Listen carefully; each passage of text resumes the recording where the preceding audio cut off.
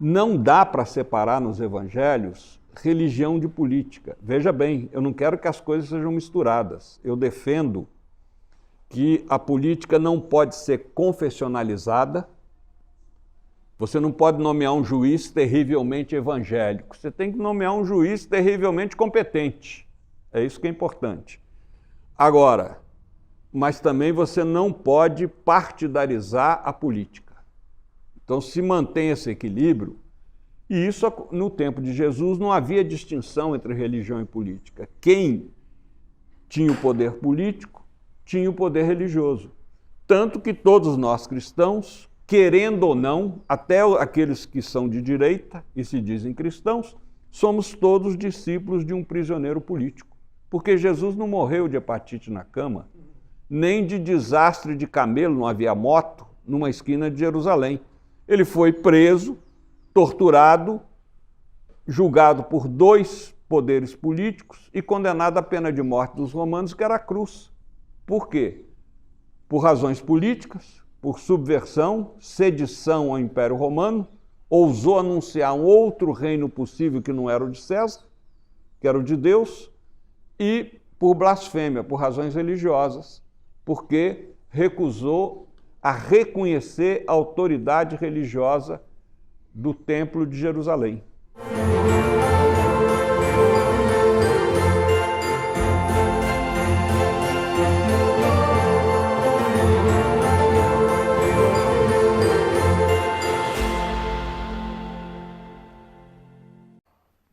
Muito bem, pessoal, estamos começando o Desperta de hoje, sexta-feira, 20 de dezembro, 7h03 da manhã, estamos ao vivo, horário de Brasília, e este, Gabriel, é o último programa do ano. Gabriel, tá feliz, Gabriel? Alegria para uns, tristeza para outros. Alegria para uns, tristeza para outros. Tristeza, muito triste nós estamos. Estamos muito felizes que não vai ter programa, porque a gente precisa descansar. Então, muito obrigado, antes de mais nada, para todo mundo que acompanhou o programa esse ano. Lembrando que a programação do ICL vai continuar, claro, em modo férias, alguns programas continuam, outros não, mas a gente vai manter os horários aí, principalmente do ICL Notícias primeira edição e de segunda edição, mas o Desperta para hoje e voltamos só no dia 6 de janeiro.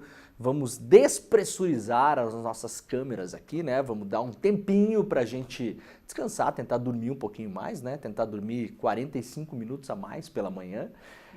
Obrigado para todo mundo que já está por aí, muito obrigado para quem já está no nosso chat. Nós estamos ao vivo nas principais redes sociais, mas principalmente nos nossos canais do YouTube, no canal do Leandro Demore, no canal do Eduardo Moreira e também no canal do ICL Notícias. Se você está chegando por aí, vai deixando seu like, ativando o sininho, assinando os nossos canais e principalmente compartilhando este programa com as pessoas que você conhece. Manda aí nas suas redes sociais, compartilha nos seus grupos de conversa de Telegram, de WhatsApp, de e-mail, aquela coisa toda. Muito obrigado para quem nos acompanha pela TV aberta, lá em Salvador, na Bahia, pela TV Quirimurê, lá em Porto Alegre pela Pop TV e também em São Paulo pela TVT.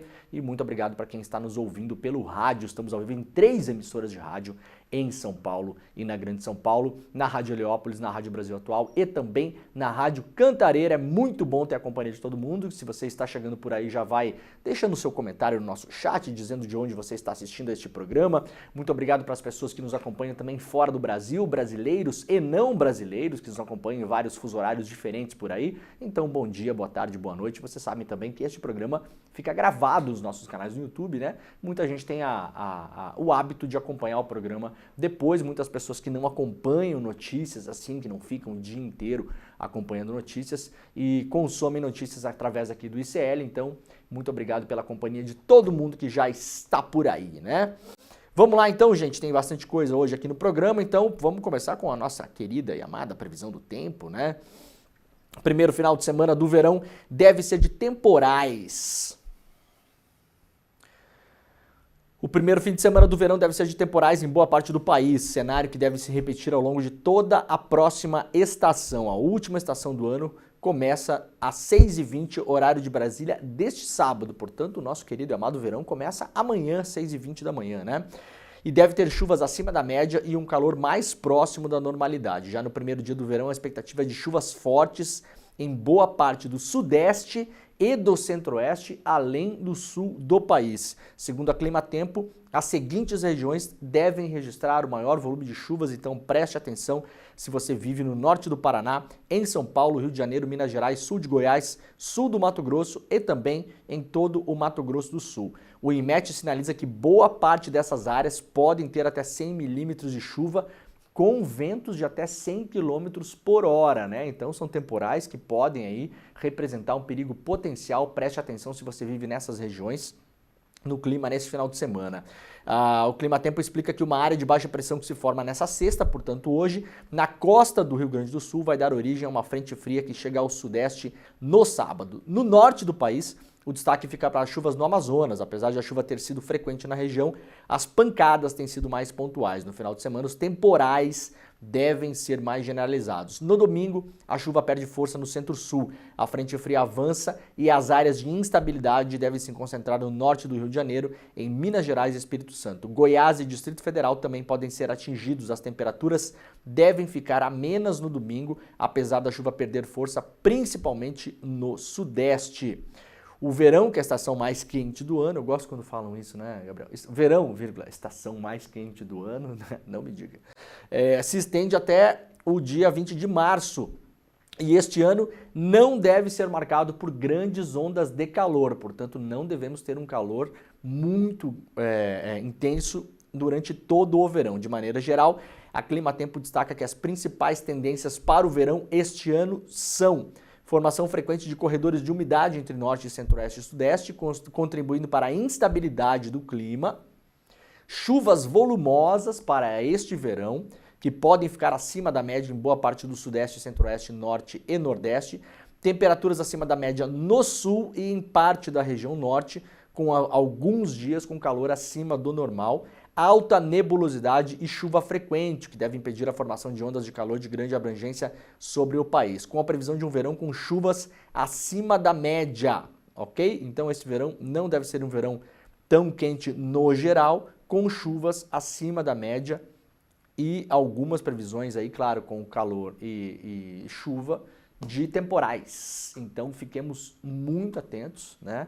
Porque costuma dar problema isso, principalmente nessas chuvas de verão em regiões que estão em áreas de risco. Então, como eu sempre falo aqui, não deixe de cobrar da sua prefeitura local, claro, de todos os poderes, estado, federal, mas é mais fácil você cobrar da sua prefeitura local. Os novos vereadores recém-eleitos chegam fresquinhos nas câmaras aí agora em janeiro, então organize-se para tentar pressionar essa galera para ter planos de emergência e contingência em caso de tragédias causadas pelas chuvas, né? 13º salário, o prazo para pagamento da segunda parcela termina hoje. O prazo para que os empregadores paguem aos seus funcionários a segunda parcela do 13º salário termina hoje. Portanto, se você recebeu já a primeira parcela, a segunda parcela tem que ser paga hoje. Preste atenção. Se você não pagou, se você não recebeu, vá atrás dos seus direitos, né? Também conhecido como gratificação natalina, o acréscimo anual pode ser pago de duas formas, uma parcela única ou em duas parcelas. Sendo assim, a parcela única ou a primeira parte deveriam ter sido pagas até o dia 29 de novembro. Quem recebeu em parcela única já tem que ter recebido. Se você não recebeu, vá lá, pressione e corra atrás. Para quem parcelou, para quem recebeu parcelado, uma parcela já foi paga e a outra, o prazo para o pagamento é hoje. O pagamento do 13º salário é feito com base no salário de dezembro, exceto no caso de empregados que receberam salários variáveis por meio de comissões ou reportagens.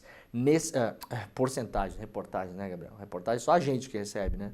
Nesse caso, o 13º deve perfazer a média anual dos valores. Portanto, atenção que a grana tem que cair na sua conta hoje, né? Olha, o ministro Alexandre de Moraes diz aí que vai abrir mão das férias no STF enquanto aguarda a denúncia da PGR sobre o golpe. É um segundo ministro que falou que não vai ter férias esse ano. Flávio Dino também vai trabalhar em regime de plantão.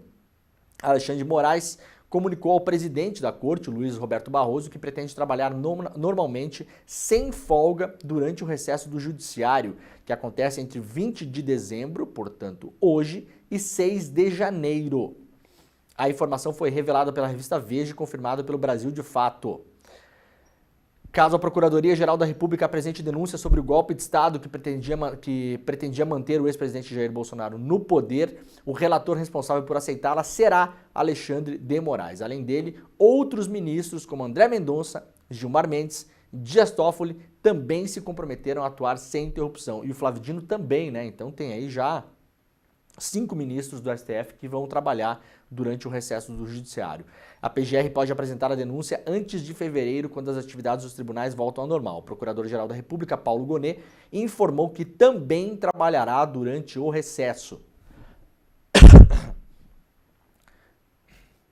Embora o Procurador-Geral tenha se mantido discreto sobre os dias específicos em que atuará, é esperado que ele dedique atenção aos relatórios da Polícia Federal, que embasaram o indiciamento de 37 pessoas envolvidas na tentativa de abolição do Estado Democrático de Direito, incluindo Braga Neto e Bolsonaro. Na verdade, são 40 pessoas já, né? 37 inicialmente e mais 3 pessoas foram indiciadas na semana passada. A prisão de Braga Neto intensificou a pressão sobre a PGR para apresentar a denúncia. A detenção de um general de alta patente, nunca antes preso por civis no Brasil, aumentou a tensão. Ele foi preso preventivamente sob a alegação de obstrução das investigações. A PF descobriu indícios de que Braga Neto tentou obter informações sobre o que o tenente-coronel Mauro Cid havia revelado em sua delação premiada. E isso foi lido pela Polícia Federal, e que consequentemente fez um pedido de prisão, como uma tentativa de interferência nas investigações, o que é um dos preceitos lá, né, uma das regras para você prender uma pessoa antes do trânsito em julgado. Entre as provas encontradas está um documento no gabinete do assessor de Braga Neto, o coronel Flávio Peregrino, contendo detalhes do depoimento de Cid. Mais informações surgiram de novas delações de Cid, novos depoimentos da mesma delação, na verdade, que prestou esclarecimentos aos investigadores no final de novembro. Essas informações vieram à tona, portanto, nesse momento que o Cid falou mais um pouco aí o STF, o Cid com essa delação morde a sopra, né? Vai e vem, morde a sopra, mente, desmente, fala, desfala, omite, desomite, vaza coisa para um lugar, vaza coisa para o outro, conversinha com um amiguinho lá, publicado na revista Veja, dizendo que ele foi pressionado a mentir, delegado que parece maluco, mas de maluco não tem nada, dando entrevista que uma coisa fala uma coisa, uma hora fala uma coisa, outra hora fala outra, parece doidinho de bairro. Na verdade, tudo isso é uma estratégia, por enquanto, muito vencedora, na verdade, porque Cid está em casa, dormindo na cama quente, tomando banho e jantando em casa tranquilamente, né? A revista Fórum traz uma matéria aqui importante hoje, exclusivo: militares envolvidos em manifesto golpista foram promovidos. Reportagem publicada pelo Kleber Lourenço, lá na revista Fórum. O Exército Brasileiro confirmou à revista Fórum, por meio de uma resposta oficial, que 9 dos 37 militares que participaram da polêmica Carta ao Comandante foram promovidos após a circulação do documento até o presente momento. O levantamento detalha as promoções, que incluem um militar ao posto de coronel, 5 a tenente-coronel, 1 capitão e 2 a primeiro-tenente. Entre os promovidos, 2 atualmente se encontram na reserva. A carta ao comandante foi publicada em novembro de 2022, portanto, logo depois do Bolsonaro perder a eleição, e naqueles dias, naquelas semanas muito tensas, em que depois o relatório da Polícia Federal revelou o tal do Plano Verde e Amarelo, que incluía aí a tentativa de sequestro e eventual assassinato do Alexandre de Moraes, do Lula e do Alckmin. São esses meses, né? Durante esses meses circulou aí uma carta, chamada Carta ao Comandante, que gerou grande controvérsia ao sugerir uma pressão para que o comando do Exército aderisse a um movimento de ruptura institucional, ou seja, golpe. O documento foi citado em depoimento e investigações da Polícia Federal e do próprio Exército, que instaurou sindicâncias e um inquérito policial militar para apurar responsabilidades. Como a carta é alvo de investigações, o Exército resiste em apontar os nomes e identificações dos envolvidos, inclusive tendo amparo legal para não fornecer tais informações. Dos 37 militares inicialmente identificados como envolvidos na elaboração e assinatura do documento, 19 permaneceram na ativa, conforme revelado anteriormente pela revista Fórum.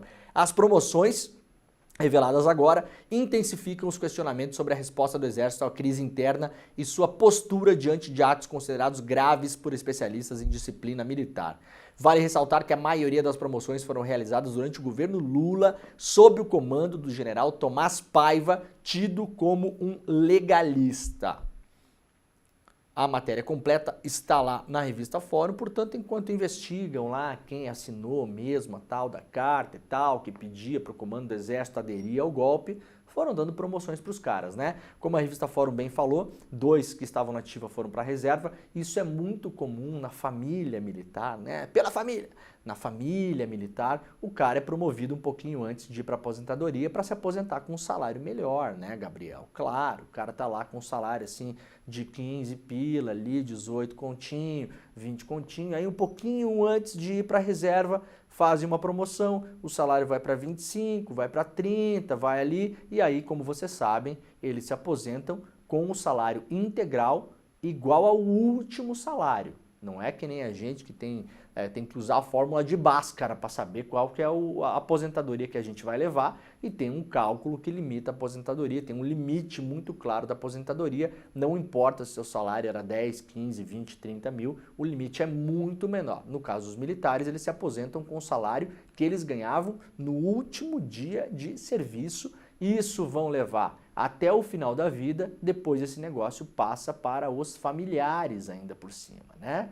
E com um detalhe, não há um limite de idade mínima para aposentadoria, é por tempo de serviço. Então o cara pode se aposentar aí com 40 e poucos anos, já está aposentadinho, já está em casa de boa, vai continuar, no mais das vezes, como é praticamente uma regra do Exército Brasileiro, porque poucos de fato trabalham, alguns trabalham de fato, né, mas não são muitos, vai continuar não trabalhando, só que em vez de não trabalhar lá no quartel, não vai trabalhar em casa. Uma beleza, né? Parabéns para os colegas da revista Fórum pela reportagem. Após tomografia na cabeça, médicos dizem que Lula está liberado para voltar a Brasília. O presidente Lula fez uma tomografia na cabeça na manhã de quinta-feira. O resultado confirma que ele está bem e liberado para viajar pela equipe médica. O exame fazia parte do protocolo pós-operatório.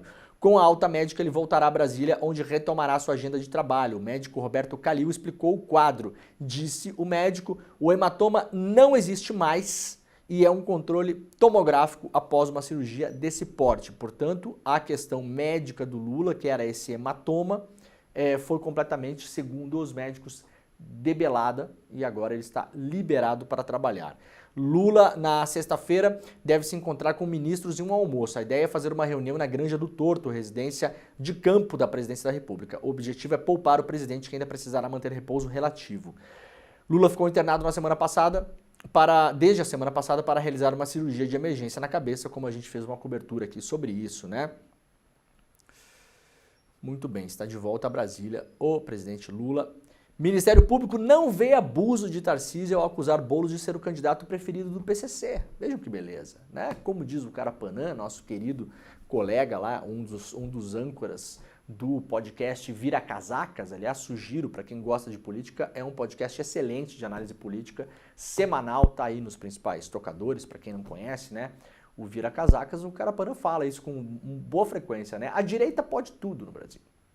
Pode tudo, pode falar o que quiser. Ah, o cara é do PCC. Vamos lembrar que o Tarcísio falou esse negócio aqui, as urnas estavam abertas ainda. Foi no dia da eleição. No dia da eleição, o governador de São Paulo foi lá e deu essa declaração. O promotor Fabiano Augusto Petean, da primeira zona eleitoral de São Paulo, considerou improcedente a ação movida por Guilherme Boulos contra o Tarcísio. A informação foi publicada pelo jornalista Fernando Molica no site Correio da Manhã. Candidato derrotado na eleição, Boulos acusa Tarcísio de abuso de poder político por divulgar no dia do segundo turno que o PCC pedira em bilhetes votos para Boulos. O promotor Petean acolhe na petição os argumentos da defesa e afirma que o suposto pedido de votos já tinha sido divulgado na véspera pelo portal Metrópolis. Segundo revela Fernando Molica, no texto o promotor fala em predileção da organização criminosa por Boulos. Ele classificou o PCC como autoridade criminosa que, ressalta, tem controle velado de seus súditos, pressionados a votarem no candidato ao qual a ordem determinou. Em 2024, a Justiça não aceitou denúncia de Petean contra jornalistas, né? Eles publicaram que na campanha de 2022 a equipe de Tarcísio teria mandado cinegrafista apagar imagens de um tiroteio. O promotor arquivou a investigação sobre o governador relacionado ao caso, ou seja, já tem histórico com o Tarcísio, o promotor, né? Aparentemente gosta bastante do Tarcísio, inclusive, né? Lá em 2022... a equipe do Tarcísio mandou jornalistas apagarem imagens que teriam sido feitas durante a cobertura da campanha, o que é ilegal, o que é um abuso de poder, mas o promotor achou que não, tudo bem. Ah, o Tarcísio pode. Deixa eu ver quem é aqui. Tarcísio pode. No documento que trata da ação de Boulos contra o Tarcísio, o promotor afirma que a repórter que questionou o Tarcísio já sabia da matéria publicada pelo Metrópolis. Como a coluna mostrou, porém, a reportagem não foi mencionada na pergunta. Coube a Tarcísio citar o suposto apoio do PCC na capital. Então, a argumentação não faz sentido porque o promotor, neste caso, como a repórter, vejam só, a repórter numa coletiva foi lá e perguntou para o Tarcísio, e o Tarcísio respondeu que o PCC tinha mandado uns bilhetes para a galera votar no Boulos, tá? A repórter não comentou nenhuma matéria que tivesse saído em relação a isso. Então, o promotor, o senhor Petean, ele imagina que o Tarcísio soubesse. Vejam como é, né? É assim um julgamento imaginativo, né? Não, a matéria pode até ter sido publicada um dia antes, mas o Tarcísio não citou a matéria na resposta. E a repórter não citou a matéria na pergunta. Então, o promotor, ele fantasia, ele imagina que o Tarcísio, quem sabe, pudesse saber que a reportagem existia. A Polícia de São Paulo não provou que os bilhetes apreendidos são do PCC. Isso aqui é importante, tá? Olha só. Em seu parecer, porém, o promotor Petean afirma que as informações foram confirmadas quanto às ordens para a votação no Boulos. Então, é o seguinte, o promotor diz na sua peça de defesa do Tarcísio que a informação foi confirmada. O PCC mandou votar no Boulos. Acontece que o inquérito policial aberto para investigar os tais dos bilhetes não diz isso. Então, o promotor tirou, Gabriel, de onde? E está certo que é o último programa do ano, mas eu não vou falar, né, Gabriel? Não dá para falar, né, de onde tirou, né? Ei, não dá para falar, né? Até porque dia 6 de janeiro eu quero voltar pro ar aqui, viu, doutor? Tá? Que beleza, né? Ter um amigo. Vamos cantar, Gabriel. Hoje é o último dia do ano, Gabriel, do programa. A vida é tão bom ter amigos, né, Tarcísio? Ai, ai. PM que arremessou o rapaz de ponte responderá por tentativa de homicídio. A Corregedoria da Polícia Militar indiciou por tentativa de homicídio policial que arremessou um homem da ponte na zona sul da capital paulista. A Secretaria de Segurança Pública informou que o inquérito policial militar foi relatado ao Tribunal de Justiça Militar. Outros 6 policiais envolvidos na ocorrência vão responder por lesão corporal, peculato culposo e prevaricação, porque não fizeram nada, né? Eles permaneceram afastados de suas funções, segundo a Secretaria. O soldado que jogou o rapaz da ponte está preso no presídio militar Romão Gomes desde o dia 5. Durante as investigações, a Corregedoria da PM colheu o depoimento dos militares e individualizou a conduta de cada um. Em 4 de dezembro, a Corregedoria da PM representou pela prisão de um dos policiais, que aparece nas imagens arremessando o homem, disse em nota a Secretaria de Segurança Pública. O pedido de prisão foi aceito pela Justiça Militar no dia seguinte. O caso também é investigado em inquérito pela Polícia Civil por meio da Central Especializada de Repressão a crimes e ocorrências diversas. Os policiais respondem ainda na esfera administrativa que apura a conduta dos envolvidos. Polícia Federal faz buscas contra assessores dos deputados Jordi e Sóstenes Cavalcante. Essa notícia saiu ontem, logo depois de Desperta, não deu tempo da gente dar aqui, então eu vou só para registrar hoje aqui. A PF cumpriu ontem mandados de busca e apreensão em endereços de assessores dos deputados bolsonaristas Carlos Jordi, que aliás concorreu à Prefeitura de Niterói nessas últimas eleições, e Sóstenes Cavalcante, os dois são do Rio de Janeiro. Eles são investigados por crimes de corrupção, lavagem de dinheiro e organização criminosa. As investigações da PF apontam para a existência de um grupo criminoso em que agentes públicos e empresários teriam estabelecido um acordo ilícito para desvio de recursos públicos das cotas parlamentares. Para isso, teriam usado contratos falsos com locadoras de veículos. Foram cumpridos mandados no Rio de Janeiro, em Tocantins, além do Distrito Federal. Os nomes dos assessores não foram divulgados. A operação foi nomeada Rent-A-Car. É muito bom, né? Rent-A-Car, né? Porque os caras estavam praticamente pegando a verba que eles têm direito, dinheiro público, seu, no caso, seu dinheiro, segundo a Polícia Federal, fazendo contratos falsos com empresas de locação de veículos e passando esse dinheiro, né, para a ilegalidade, posteriormente, depois fazendo a lavagem desse dinheiro para trazê-lo novamente à legalidade. Resumindo, roubando o teu dinheiro. A operação foi autorizada pelo Flávio Dino, do Supremo Tribunal Federal, responsável pelo inquérito. O Dino negou o pedido de busca contra os próprios parlamentares. A PGR também se manifestou contra. De acordo com a Polícia Federal, os investigados utilizaram uma empresa de locação de veículos para simular contratos de prestação de serviços. A PF apura também suposta relação dos assessores com uma empresa já citada em investigações por fraudes em licitações no Amazonas. O Sóstenes Cavalcante rechaçou que haja qualquer irregularidade. Segundo o parlamentar, um dos alvos de buscas é seu motorista. Podem revirar tudo, não vão achar nada, afirmou Carlos Jordi também em sua manifestação. Beleza, então, vamos revirar tudo aí, para ver se acha alguma coisa. Mulher leva flores de enterro à casa de Lula e chama policial de macaco. Isso aqui a gente trouxe ontem pela manhã, mas logo depois a gente conseguiu em primeira mão aqui no ICL, publicamos, aliás, nas nossas redes sociais aí, o vídeo da mulher. Essa mulher foi lá na frente da casa do Lula, em São Paulo, levar uma coroa de flores dessas de velório, né? Até aí, gente, tudo bem, né? Manifestação da pessoa, a gente não pode proibir no país manifestação de mau gosto, né? O que a gente pode apontar, claro, a incoerência do pessoal que é pela família, ai, por Deus, o livrinho mágico. Aliás, um vídeo meu do livrinho mágico viralizou nas redes bolsonaristas, Gabriel, essa semana.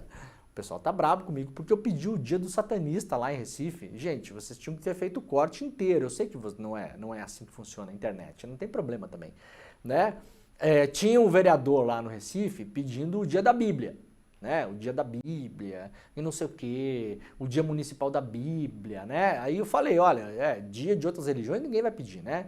O dia do budismo, o dia do não sei quem, o dia da Bíblia todo mundo vai pedir. Eu só quero lembrar vocês que nem todo mundo acredita em Bíblia neste país e neste mundo, né? Direito das pessoas, não é mesmo? Então eu queria fazer lá o dia municipal e não sei o quê, e nas escolas e barará. Aí eu falei, olha, então vamos também pedir o dia de Satã, né, ô Gabriel? O dia do capeta, porque o satanismo também é uma religião, tá? Eu não tô brincando, é uma religião, claro que é. E respeitem quem professa essa religião e todas as outras religiões. Vale para todo mundo, né? Não é só a que você acha que é a mais bonitinha, né? A mais legal, a sua, né? Aí os bolsonaristas espalharam o meu corte. Olha, esse aqui, segundo os comentários, Gabriel, o meu elevador, depois que eu morrer, só tem botão para baixo. Eu vou direto. Morreu. Entrou no elevador. Antigamente, quando você morria, você atravessava o rio, né? Atravessava o Hades, ia lá e tal, né? Tinha o barqueiro, ficava remando, né? Daí, na história mais moderna... Hã? Uma moedinha. Tinha que pagar o cara, né? O senhor Caronte, o Caronte ficava, remava, você atravessava lá o Hades e tal. Na versão moderna da história, dentro desse barco que você está atravessando lá no inferno, tem o Gilson Machado, que era o ministro do Bolsonaro tocando sanfona, né? Porque é o inferno, né mesmo, Gabriel? Tem que ser o pacote completo, né? Como é que é? O all inclusive, se você pagar o all inclusive do inferno, vem o Gilson Machado junto. E aí fica lá tocando aquela sanfona dele, né? Assim, o cara já chegar, a recepção já é essa, né? E aí ontem os bolsonaristas espalharam aí, né, esse meu vídeo. Muito obrigado pela audiência, viu? Beijo pra todo mundo aí. Veio uma dúvida forte agora. Qual é a dúvida, Gabriel? Pra que o barqueiro usava as moedas? Pra que o barqueiro usava as moedas? Pode não usar pra nada, mas se ele já tomar o seu dinheiro, já é o inferno. Possivelmente o barqueiro era um banqueiro também. Então vamos tomar o dinheiro desses caras aqui, né? Ai, que beleza, né? Aí a mulher, tudo bem, foi lá, a mulher levou coroa de flores. É de mau gosto, mas tá tudo certo, gente. Manifestação livre do pensamento, não tá fazendo mal pra ninguém. A segurança do Lula, né, foi lá retirar a coroa de flores por uma questão de segurança. É óbvio que não vai se deixar nenhum objeto próximo do portão da casa, de um presidente da República, ainda mais nas atuais condições em que acabamos de descobrir um plano de militares bandidos para matar o presidente. Então é claro que nada que você levasse ali, você pode levar a coroa de flores para desejar a morte do presidente, ou pode levar um buquê de flores para dizer que está tudo bem, a segurança não vai deixar nada próximo do portão e próximo do muro. É claro que não. Nem mesmo que as pessoas se aproximem. Tá a Polícia Federal, tá o GSI, tá tudo ali. Até aí tudo certo. Mas a mulher, claro, como ela é uma pessoa de bem, ela teve que falar uma frase de bem, ela teve que cometer um ato de bem, né? O ato de bem foi chamar um segurança de macaco. Nós temos o vídeo, trouxemos ontem, aliás, no Série Notícias, primeira edição, em primeira mão. Tá na mão aí, Gabriel? Vamos colocar o vídeo pra galera aí? Vamos sim. Muito bem.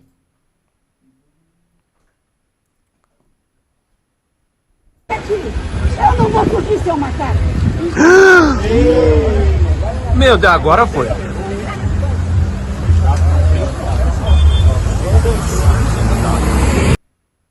Aí, ó. Vou botar mais uma vez. Eu não vou curtir seu macaco. Meu Deus, agora foi. Eu gosto do rapaz que Ih, agora deu. Até a pessoa que estava ali filmando entendeu que enquanto ela estava lá com o seu protesto de mau gosto, beleza. Aí saiu, falou pro segurança, eu não vou sair, seu macaco. Foi levada para a delega, vai responder a crime de injúria racial, né? E aí, veja que beleza, porque o cidadão de bem, ele é pacote completo, né, Gabriel? O cidadão de bem, Deus, pátria, família, nossa liberdade, ele é o pacote completo, não é só isso. Não acaba aí. Não acaba aí. O vídeo está nas nossas redes sociais para quem quiser compartilhar, tá aí, né? A revista Fórum descobriu que a mulher presa, apreendida, na verdade, né, não ficou presa, foi apreendida e agora vai responder em liberdade, ganha 14 mil por mês de pensão. Que pensão? Gabriel, pensão militar, claro, tá aqui, a dona Maria Cristina de Araújo Rocha. Olha a imagem que ela tem do Xandão aqui. Opa, isso aqui pode, essa imagem aqui, dona Maria Cristina. Eu acho que a dona Maria Cristina é do capeta, Gabriel. Olha aqui. Hein? Olha o carro, para quem tá ouvindo pelo rádio, tem aqui a imagem da dona Maria Cristina, né? Tá aqui ela, ó, no seu carro. E atrás no vídeo tem uma imagem do Alexandre de Moraes com um crucifixo invertido tatuado na careca. Vejam só. Essa foto pode estar na nossa igreja satanista, Gabriel. Vamos colocar lá, será? Fogo aí. E tá pegando fogo ainda, né? Será que ele tá representando o próprio Beelzebub aqui, neste caso? Hein, dona Maria Cristina? Acho que a dona Maria Cristina gosta de um black metal. Ela gosta, ela é. Ela curte muita notícia de WhatsApp, né, mano? Ela gosta muito de zap zap, né, dona Maria Cristina? Que beleza, né? 77 anos. Vai responder por injúria racial. Filha de militar. Claro. E aí, ela tem uma pensãozinha aí, Gabriel. Olha que beleza, né? Aparecem várias fotos nas redes sociais aí com Carla Zambelli, Fernando Holliday, Kim Kataguiri, claro, né? Óbvio. Por ser filha de militar, o general do Exército Virgílio da Silva Rocha, ela recebe uma pensãozinha de R$ 14.500 por mês para não fazer nada. Na verdade, ela recebe uma pensão de R$ 14.500 por mês para ter tempo de tirar foto com Carla Zambelli, fazer cartaz do Xandão Beelzebub, levar a coroa de velório na casa do Lula e chamar uma pessoa de macaco. É para isso que você, com o seu dinheiro, está pagando essa senhora, né? A gente está debatendo corte de gasto, BPC, salário mínimo, é dólar explodindo, é mercado com a faca no pescoço do governo, é o caos. Enquanto isso, a gente está gastando R$ 14.500 com a dona Maria Cristina, dirigindo praticamente o carro, o Uber do Beelzebub, né, Gabriel? Aquilo ali é o Uber do capeta, né?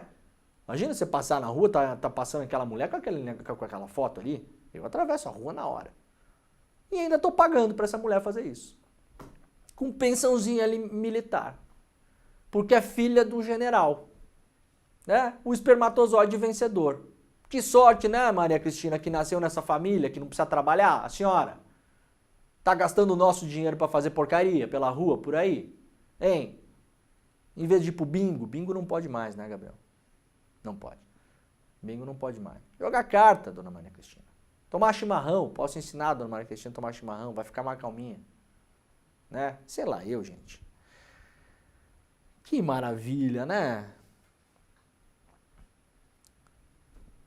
Ai, ai, ela costuma se gabar também da amizade próxima do pai com o general Eduardo Vilas Boas, né? O embrião do golpe, Eduardo Vilas Boas.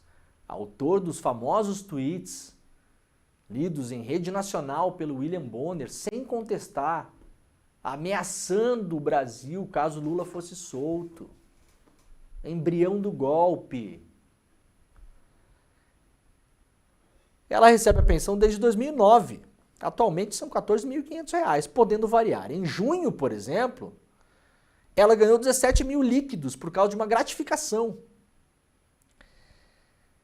Maria Cristina faz parte de uma lista de 30 mulheres parentes de militares que tiveram a situação regularizada judicialmente em dezembro de 2010, quando o TCU publicou um acórdão considerando legal a concessão do benefício. Ou seja, ela não só recebe a pensão, ela recebe as gratificações ainda que tem para os militares, cara. É chinelo na nossa cara, né, Gabriel? Pá! Se ela manteve essa média nos últimos anos, desde que ela começou a receber pensão, ela já recebeu R$2.610.000. De 2009 até agora? Isso. Du... Quase 3 milhões. 2.600 a gente pagou para Maria Cristina já? É. Ai, Maria Cristina, a senhora, a gente podia estar usando melhor esse dinheiro, Maria Cristina.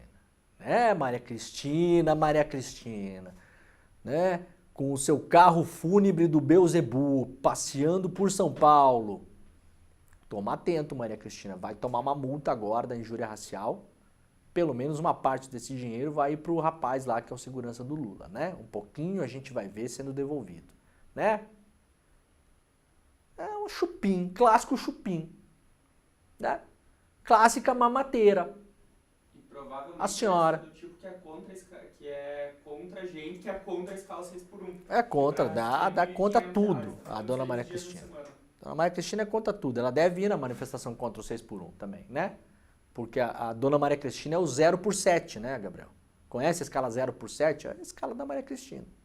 Trabalha 0 dias e folga 7. Porque não precisa, né? Porque a gente está sustentando a mamata da dona Maria Cristina.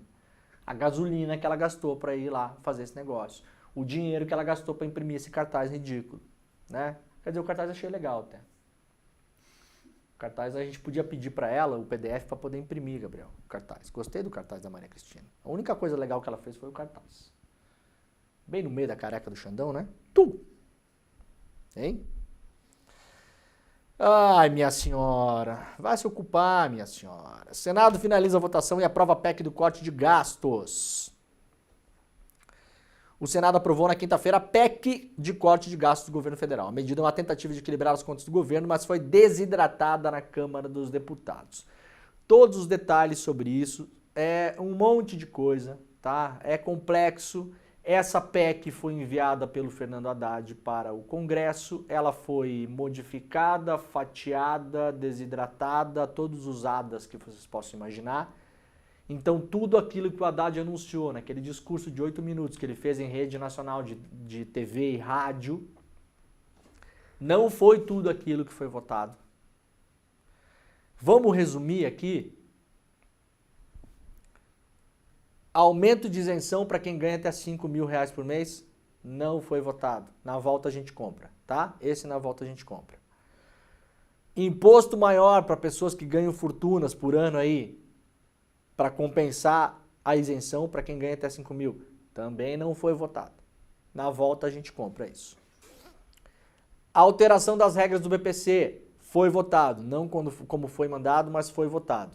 Vai ser mais difícil conseguir BPC. Tá? Aí, a partir de agora, a gente vai discutir se as regras anteriores eram muito frouxas, se tinha fraude, se não tinha fraude, não sei o quê. Eu só espero que daqui a 1 mês, 2, 3, 4, 5, quando essas regras entrarem em vigor, eu não tenho que ler matéria de manhã aqui de gente que deveria receber BPC e não está recebendo porque a regra apertou demais. tá? Se é para organizar, é uma coisa. Se é para combater fraude, é outra coisa. O governo que olhe com muita atenção esse negócio, para não cometer injustiças. Limitação de crescimento do salário mínimo, foi aprovado.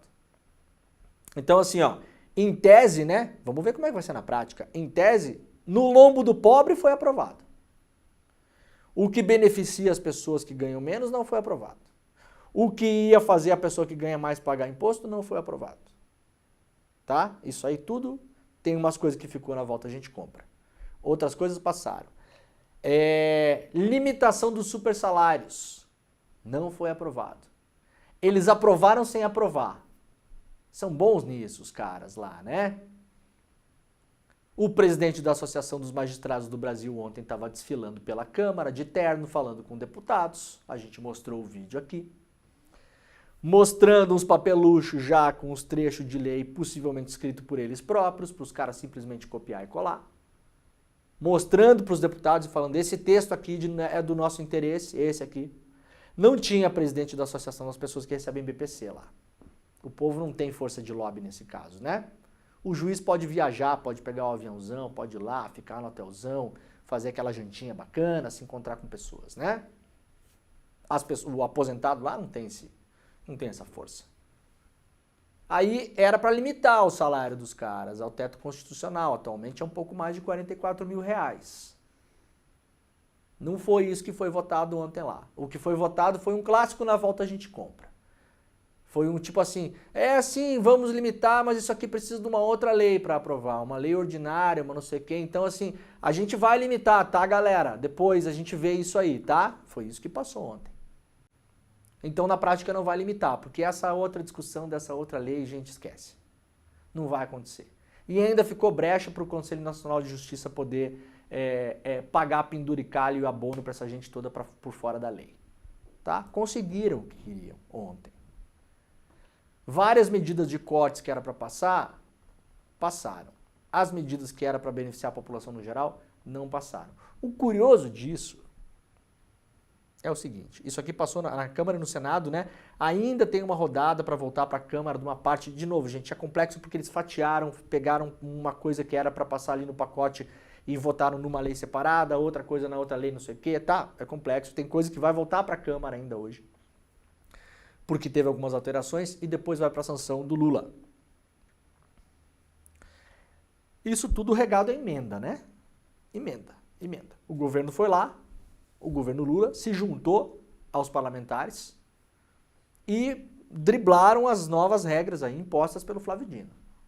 Pegaram um negócio que era obrigado a dizer quem era o parlamentar que mandava emenda, com projeto, não sei o quê, criaram um outro sistema chamado emenda de líderes. Emenda de líderes, numa reunião do Lira com os líderes. A revista Piauí trouxe hoje de manhã a confirmação do José Guimarães, líder do governo na Câmara, que isso foi em comum acordo com o governo. Então o PT se aliou ao Lira e aos outros líderes para fazer esse cambalacho todo, tá? Ai, Demore, mas se não faz isso, não aprova. Tudo bem, isso é a justificativa. A gente vai debater, é isso, não é isso, é assim, não é assim, não tem outro jeito, beleza. Eu estou trazendo aqui a informação de como foi. O Flávio Dino tentou organizar, tentou moralizar o uso do nosso dinheiro, para a gente saber pelo menos quem é o desgraçado que está mandando dinheiro para onde, para fazer o quê, pelo menos isso. Os caras criaram um outro mecanismo que não está previsto na resolução do STF, chamado emenda de líderes, e aí praticamente pega um bolo de emenda de um monte de deputado, é assim que fizeram, tá? Para não colocar o nome de cada deputado em cada emenda, dizendo para quem vai o dinheiro, com projeto de gastos, com aprovação de alguns ministérios, para poder ter uma correção dessa grana, para a gente poder ficar de olho, para a CGU poder atuar, para o Tribunal de Contas, para a Polícia Federal, para todo mundo poder olhar esse negócio, para ver onde está sendo gasto. O objetivo é ocultar isso tudo. É uma ocultação do dinheiro. É um tráfico de dinheiro. É vagabundagem. É banditismo o que esses deputados estão fazendo. Neste caso, com anuência e apoio do governo, do PT, tá? Vamos deixar a coisa bem clara aqui. E aí criaram as emendas de líderes. É tão difícil explicar, porque eu acho que nem eles mais entendem o que eles estão fazendo. Entendem, né? Eles entendem. A gente que quase não entende mais. Aí pega um monte de emenda de um monte de deputado e coloca assim numa sacola, sabe? E aí o líder vai lá e apresentar essas aqui as emendas dos líderes. Ah, mas é o senhor líder deputado que está apresentando todas essas emendas? Não, aqui dentro dessa sacola tem o nome dos verdadeiros donos das emendas. Mas a gente vai maquiar isso como emendas de líderes. E aí liberou uma grana no final do ano aí, e aí as coisas começaram a ser votadas. Não passou como o governo queria, umas coisas passaram, outras não passaram. As boas notícias que foram anunciadas pelo Haddad não foram sequer discutidas. Na volta a gente compra, talvez ano que vem, talvez nunca mais, sabe-se lá Deus quando. E a coisa que vai bater no lombo das pessoas no geral passou. A Câmara aprovou, portanto, o projeto que muda o BPC e limita o ganho real do salário mínimo a 2,5% por ano para além da inflação. Né? Vai crescer? Vai, até 2,5% ao ano em cima da inflação. Vai crescer menos do que pode crescer hoje? Vai crescer menos. É bom para as pessoas? Não é bom para a pessoa, é ruim para a pessoa. Né? Até porque a inflação não é linear, né, gente? A inflação é uma média de um monte de coisa, e a inflação pode pegar muito mais o pobre do que o rico, muitas vezes. Ah, inflação de 4,5%, mas a inflação para quem está lá na ponta, que faz feira, que compra não sei o quê, pode ser 10, 12, 15. Então, se subir 4,5 mais 2,5, não vai chegar nem na metade da perda que a pessoa teve no ano. Né? Sendo que o poder de compra de quem tem menos dinheiro é menor. A pessoa gasta mais os pedaços do seu salário para conseguir sobreviver. Né? Isso aí tudo passou, tá? O Senado aprova limite de gastos mais duro em caso de déficit. O texto vai à sanção para o Lula agora. De novo aqui, tá, gente? Tá tudo fatiado essa coisa, tudo aos pedaços, tá? O Senado aprovou a lei que estabelece novos limites para gastos públicos em caso de déficit primário, de acordo com o projeto. Em caso de déficit primário, ou seja, em caso do governo gastar mais do que arrecada, grosso modo aqui, tá? Ficará proibida a concessão, ampliação ou prorrogação de incentivos e benefícios tributários. A proposta também impõe travas para o crescimento das despesas com pessoal. Além disso, o governo poderá bloquear ou contingenciar parte das emendas parlamentares ao orçamento quando houver resultado negativo na economia. Ou seja, isso aqui, se o governo estiver gastando mais do que arrecada num ano, isso aqui proíbe novos benefícios tributários e incentivos, no geral. Não por acaso esse ano votaram para manter os benefícios de vários setores da economia que não geraram nada de bom para o país. Então, primeiro eles votaram para manter, pelos próximos 5 anos. Agora votam para não ter novos. Então, primeiro garantiu, né? Primeiro garante, aí depois na volta a gente compra. Limita também crescimento com despesas de pessoal, ou seja, se tiver déficit no ano que vem, ou no outro, isso aqui vai dificultar você dar aumento salarial para categorias de funcionários públicos e fazer concursos. Tá? Estou traduzindo o que tem aqui. Isso que foi votado e aprovado ontem. Então você, funcionário público, já sabe. Ai, ai, que beleza, né? Celebrada por governo e por Centrão, reforma tributária amplia incentivo aos agrotóxicos. O Congresso aprovou a regulamentação da reforma tributária, considerada essa aqui é a tributária, não é o pacotão, né? Então tudo isso essa semana, tá, gente? E aí ampliou isenção fiscal em 60% para pesticidas e renúncia fiscal de produtos de origem transgênica. Ou seja, essas coisas que são um grande debate, inclusive em relação à saúde pública, que poderiam ser mais taxadas, estão sendo beneficiadas.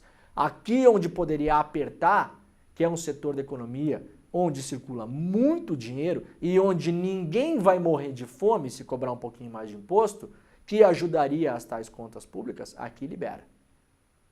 Aqui libera. Aqui não tem regras mais rígidas como o BPC, né? O BPC temos que ter regras mais rígidas. Agrotóxico, não. Agrotóxico tá beleza, tá liberado. Trazer essa coluna aqui só porque eu acho relevante, muita gente não sabe, né, não acompanha a notícia o dia todo. O Jornal Globo, ele tem uma representante do assim chamado mercado entre as suas colunistas, né? Que é a Zeina Latif, que trabalhou em banco já e tal, muito conhecida no mercado. Assim, é uma das vozes do mercado, né? Não tem ninguém do MST escrevendo coluna aqui falando sobre isso, né? Não tem ninguém de sindicato comentando a reforma, não tem ninguém que representa os trabalhadores comentando a reforma no Jornal Globo, não tem ninguém que representa os aposentados comentando a reforma no Jornal Globo, tem alguém que comenta, que fala, que representa, que fala com a boca do mercado. Vejam, eu acho curioso, eu quis trazer, eu acho curioso só para trazer para vocês pensarem junto comigo, tá? Coluna dela de hoje. Há simbolismos importantes no pacote fiscal, avalia economista. Tá? Então é o seguinte, vejam, quando o Haddad apresentou o pacote fiscal, fez aquele pronunciamento na televisão, apresentou o pacote fiscal e mandou o pacote fiscal para o Congresso para que pudesse ser apreciado e votado ou rejeitado, o mundo caiu, tá? O mundo caiu. A gente está vendo a fotografia do mundo agora. O dólar explodiu, a bolsa caiu, isso vai estourar na inflação, gente pedindo o fim do governo Lula. Essa semana, várias pessoas. Gente pedindo o fim do governo Lula, falando que a economia brasileira caminha para uma situação insustentável. Eu fico imaginando para onde caminha a economia da Turquia. Sei lá eu, né? Da Bolívia, sei lá eu, para onde caminha, assim. Aparentemente o mundo já acabou nesses lugares, né? Para onde caminha a economia do Irã, da África do Sul, não sei, né? Porque parece que assim o mundo está ótimo, o Brasil está no desfiladeiro. Então quando o Haddad apresentou o pacote, o mundo acabou. Ontem, quando a Câmara votou o pacote, que é um pacote que vai economizar menos dinheiro, vejam, atenção no que eu vou falar aqui. O pacote oficial que o Haddad apresentou, o primeirão, o textão primeirão aquele, ele era melhor para economizar dinheiro, tá? Ele previa mais cortes ele previa. Corte de super salário, uma série de desonerações que poderiam ser cortadas, limite de gasto. Então, o pacote do Haddad, ele era mais restritivo em relação a cortar, a gastar menos para melhorar o tal do déficit. O pacote aprovado pela Câmara, nesse sentido, ele é pior. Ele vai economizar menos dinheiro, ele tem menos cortes. Ele foi, como se diz, desidratado. Quando o Haddad apresentou, o mundo caiu. Ontem, há simbolismos importantes. Né? Tá bom? Para bom entendedor. Basta, né? Se quiserem ler o artigo, se quiserem perder 5 minutos de vida, também não precisa ler. Eu só estou trazendo aqui para mostrar a diferença de tratamento. Né? A Câmara foi poupada, o Senado foi poupado, não é culpa de ninguém. O governo é péssimo, a culpa é do governo, o pacote do Haddad é insuficiente. O Haddad foi criticado porque o pacote era insuficiente, porque eles queriam mais cortes. O pacote votado pelo Congresso ontem é um pacote que prevê menos cortes. Mas, mãozinha na cabeça, né? Simbolismos importantes. Ai. Bom, para fechar o programa de hoje é o último dia do senhor Arthur Lira, no comando da Câmara. Lira faz despedida do plenário da Câmara e diz que voltará para o chão de fábrica. Só tem operário ali, né, Gabriel? Ei, é só operário trabalhando ali. Tem deputado que tem riqueza de família assim que tem 3 jatinhos. Não é 1, é 3. É o chão de fábrica, né? Hein, Lira? Como é que é? Vaquejada, né? Vaquejada. É boi que vale não sei quanto. É caminhão de dinheiro público para mandar para vaquejada, né, Lira? É o chão de fábrica. É um pobre coitado. Me dá até pena. Vou até fazer um pix. Gabriel, faz um pix pro Lira agora aí, por favor. Eu acho que ele tá sem um prato de comida lá. O presidente da Câmara falou que vai voltar ao chão de fábrica num discurso de despedida aos parlamentares, encerrando os 4 anos de quem esteve à frente da casa. O Congresso entra em recesso, só volta em fevereiro, imediatamente a eleição para a presidência, logo depois que o Congresso volta. A fala ocorreu na quinta-feira, após os deputados aprovarem o último projeto que estava na pauta. O discurso foi de poucos minutos, né? Disse o Lira: a gente não encerra nenhum ciclo aqui, a gente sempre se renova, a gente pode voltar de onde eu sempre gostei de atuar, que é o chão de fábrica, como eu sempre chamo, sem nenhum tipo de problema ou qualquer outra situação.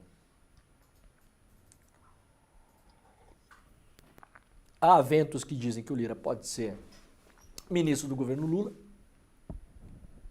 Duvidar, não duvido. Se for, a gente vai continuar criticando da mesma maneira, né? Não vai passar a ser uma pessoa boa porque virou ministro do Lula. A herança do Lira nesses 4 anos é nefasta. Nefasta. A gente tinha uma expectativa muito baixa em relação ao Rodrigo Maia, mas o Rodrigo Maia segurou a peteca lá durante o governo Bolsonaro. Segurou várias loucuras do Bolsonaro. Loucura, PEC de voto impresso, isso e aquilo. Maia botou o pé na porta mesmo na Câmara, tanto é que foi um dos caras mais atacados pelo bolsonarismo, né? Um dos mais atacados. Já parece que é século passado, mas o Maia estava no nível Xandão de ataque, vocês lembram, né? O Maia nas manifestações era um dos grandes citados ali, junto com o Xandão e com o STF, com não sei o quê. O Lira assumiu, tomou conta do orçamento, através do orçamento secreto, fez o que quis na Câmara, foi uma das piores presidências, se não a pior presidência da Câmara da história da República depois do fim da ditadura militar. Já vai tarde. Poderia, aliás, pegar uma carona no carro fúnebre da Dona Maria lá, né, o Gabriel? Pra passear, viu, Lira? Claro que a gente aqui não vai ficar defendendo como ela defende lá a morte de ninguém. Pra dar uma passeada no carro lá, né? Sentir o clima dentro lá, né? Sentir o cheirinho de enxofre, né, Gabriel? Deve ter lá dentro, né? Com aquele cartazinho do Xandão, né? Tá bom, Lira, vai com Deus, viu? Vai com Deus. Ai. Muito bem, gente, o programa está acabando, olha só, muito obrigado para todo mundo que nos acompanhou aí ao longo do ano. Agradecimento de coração mesmo, foi um ano muito bom aqui, a gente completou um ano do Desperta no meio desse ano, né? Estamos indo agora, rumando para o nosso 2º ano, a audiência cresceu absurdamente, a gente está fazendo todos os dias aqui, só nas nossas redes sociais, só no YouTube e tal, para mais de 20 mil pessoas online, é uma das maiores audiências, a gente só está perdendo para a Jovem Pan de manhã aqui, né? O que não é pouco, né? O ICL Notícias primeira edição costuma passar a Jovem Pan já logo depois que entra o programa, né? Então a gente continua mantendo um 2º lugar da audiência na internet, mais as redes de rádio que nos transmitem, as TVs. Então a gente fala aí de, assim, ao longo do ano, milhões de pessoas que assistiram ao programa. Então muito obrigado pela companhia de todo mundo. A gente volta no ano que vem, 6 de janeiro, excelente Natal, excelente Ano Novo, divirtam-se, descansem para quem conseguir descansar, né? Esqueçam um pouco dessas maluquices todas que a gente fala todos os dias aqui, que são necessárias para a gente se informar, muitas vezes deixam a gente aí angustiados, né? Então agora, final do ano, é um momento da gente dar uma respirada, dar uma descansada, assentar a poeira, que no ano que vem a gente volta para enfiar a bolacha na mão da cara desses caras de novo, né, Gabriel? Que é o nosso trabalho aqui, tá bom? O ICL Notícias primeira edição está começando. Um beijo para todo mundo e tchau. Onde é que Jesus nasce neste Natal? Eu acho que Jesus nasceria na garupa de uma moto. Jesus nasceria entre uma chamada de aplicativo e outra. Nesse Natal, Jesus está nascendo em Gaza e o rei Herodes está fazendo de novo o genocídio das crianças.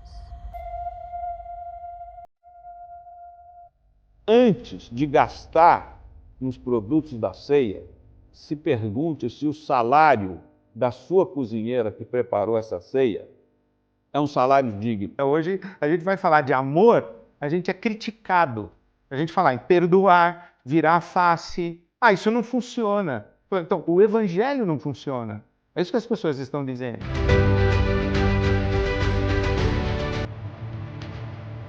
É possível manter esperança, nutrir esperança em meio a tanta coisa? O Jesus vai nascer na esperança daqueles que acreditam no mundo melhor. Quando a gente não tem motivo para ser otimista, a gente sobrevive de esperança. Eu me considero muito velho para ter desesperança. Agora, eu sei que eu não vou ver a colheita, mas faço questão de morrer semente.